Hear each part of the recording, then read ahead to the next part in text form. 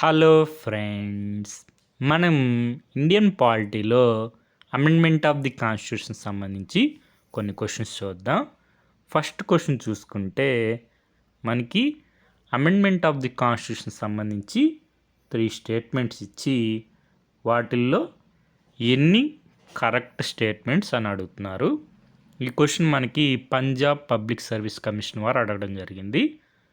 మనకి ఇక్కడ 3 స్టేట్మెంట్స్ చూసుకుంటే ఫస్ట్ స్టేట్మెంట్ వచ్చి an amendment to the constitution can be initiated only by the introduction of a bill for the purpose in either house of parliament but not in state legislatures.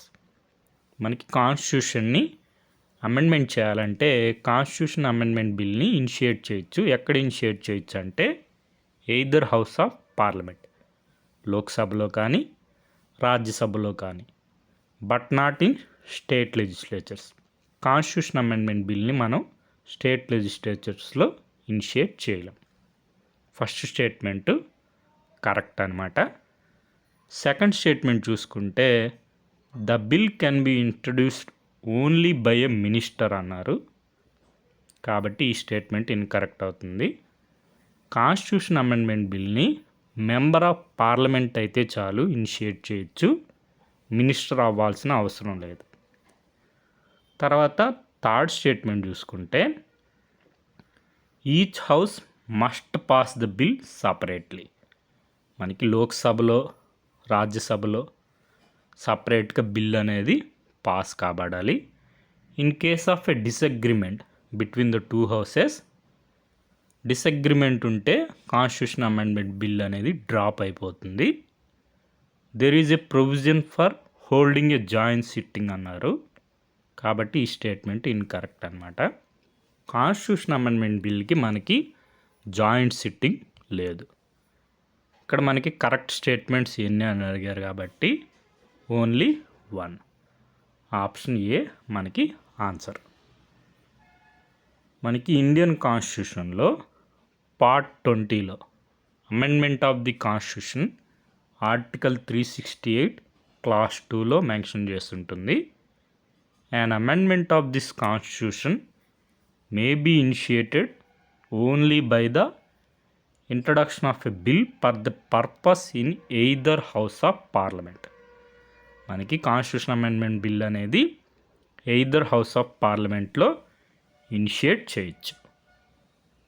ఇక్కడ మనకి minister initiate చేయాలి అలాంటిది ఏమీ లేదు. అదేవిధంగా joint సిట్టింగ్కి provision లేదు.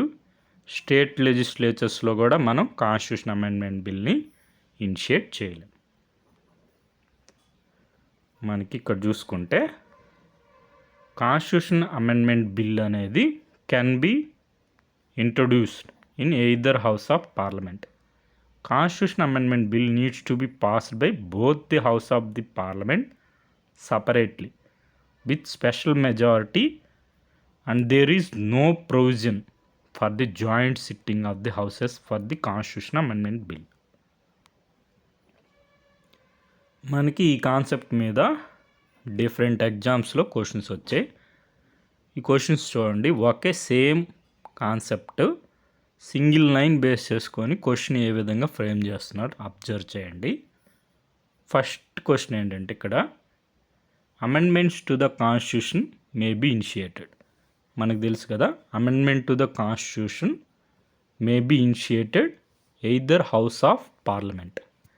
Either house of parliament అంటే మనకి ఓన్లీ ఇన్ లోక్సభ కాదు, ఓన్లీ ఇన్ రాజ్యసభ కాదు, only in state legislative assemblies కాదు, either house of the parliament. ఇదే సేమ్ ఇంకో విధంగా అడిగితే a bill for the amendment in the Indian constitution can be presented. మనకు తెలుసు కదా, either house of parliament. Either house of parliament అంటే either in Lok Sabha or Rajya Sabha.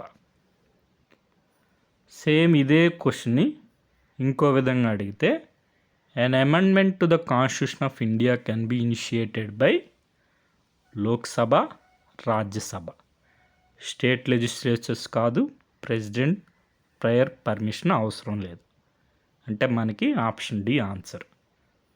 మనకి ఈ విధంగా ఇండియన్ పాలిటీలో క్వశ్చన్స్ అనేవి ఫ్రేమ్ చేస్తారనమాట. కాబట్టి మనకి కాన్సెప్ట్ మీద క్లారిటీ ఉంటే సరిపోతుంది. ఇప్పుడు ఈ క్వశ్చన్ చూడండి. మనకి కాన్స్టిట్యూషన్ అమెండ్మెంట్ బిల్ పాస్ అయింది లోయర్ హౌస్లో. లోయర్ హౌస్ అంటే లోక్సభలో. అప్పర్ హౌస్ మన దాన్ని రిజెక్ట్ చేస్తే అప్పుడు ఏమవుతుందంటే ఆ బిల్ అనేది డ్రాప్ అయిపోతుంది. మనకి జాయింట్ సిట్టింగ్ అనేది ప్రొవిజన్ అనేది లేదనమాట. అదేవిధంగా the bill shall be deemed to have been pass by both the house of the parliament if Lok Sabha passes it again by 2/3 majority. ఇది కూడా కాదు. A bill shall be deemed to have been pass by both the houses of parliament despite the disapproval of the bill by the upper house. ఇది కూడా కాదు. మనకి constitution amendment bill అనేది both houses of the పార్లమెంట్లో సపరేట్గా pass అవ్వాలి. Disagreement ఉంటే joint సిట్టింగ్కి provision లేదు. మనం ఇక్కడ చూసుకుంటే process of constitution amendment article 368 part 20 of the Indian constitution. మనకి either house of the parliament అంటే can be introduce either in Lok Sabha or Rajya Sabha. Special majority voting మనకి more than 50% of total membership plus 2/3 of members present and voting is required to pass the bill. తర్వాత must be passed by both Lok Sabha and Rajya Sabha separately. మనకి president అనేది consent ఇవ్వాల్సిన అవసరం ఉంది. అప్పుడు bill అనేది యాక్ట్గా మారుతుంది, కాన్స్టిట్యూషన్ అమెండ్మెంట్ యాక్ట్గా. మనకి ఈ క్వశ్చన్ చూద్దాం. ఇది కూడా మనకి పంజాబ్ పబ్లిక్ సర్వీస్ కమిషన్ వారు అడిగారు. కాన్స్టిట్యూషన్ అమెండ్మెంట్ యాక్ట్ సంబంధించి మ్యాచింగ్ అనమాట. మనకి కాన్స్టిట్యూషన్ అమెండ్మెంట్ యాక్ట్ 102 నుంచి 105 వరకు ఇచ్చారు. మ్యాచ్ చేయమన్నారు. ఇక్కడ మనకు చూసుకుంటే ఫస్ట్ 102 అంటే మనకి constitutional status to national commission for backward classes. ఏకి 3 అని తెలిస్తే 2 ఆప్షన్స్ ఎలిమినేట్ అయిపోతాయి.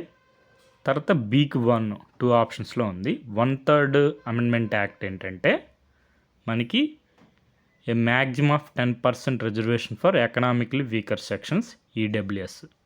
ఇయర్స్ కూడా చూసుకోండి 2019. తర్వాత మనకి 104 amendment act 2020. 104th amendment act ఏంటంటే మనకి extended the reservations of seats for schedule caste and schedule tribes in the Lok Sabha and state legislative assemblies for another 10 years up to 2030.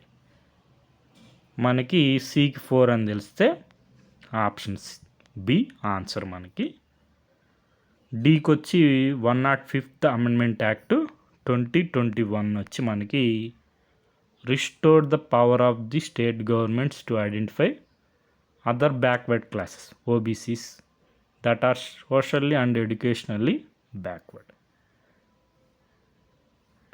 ఈ విధంగా మనకి కాన్స్టిట్యూషనల్ అమెండ్మెంట్ యాక్ట్స్ గురించి చూసుకోండి. ఇది ఫేవరెట్ టాపిక్ అన్నమాట. మనకి రాబోయే ఎగ్జామ్స్లో కూడా క్వశ్చన్స్ వచ్చే అవకాశం ఉంది. Okay friends, thank you for watching.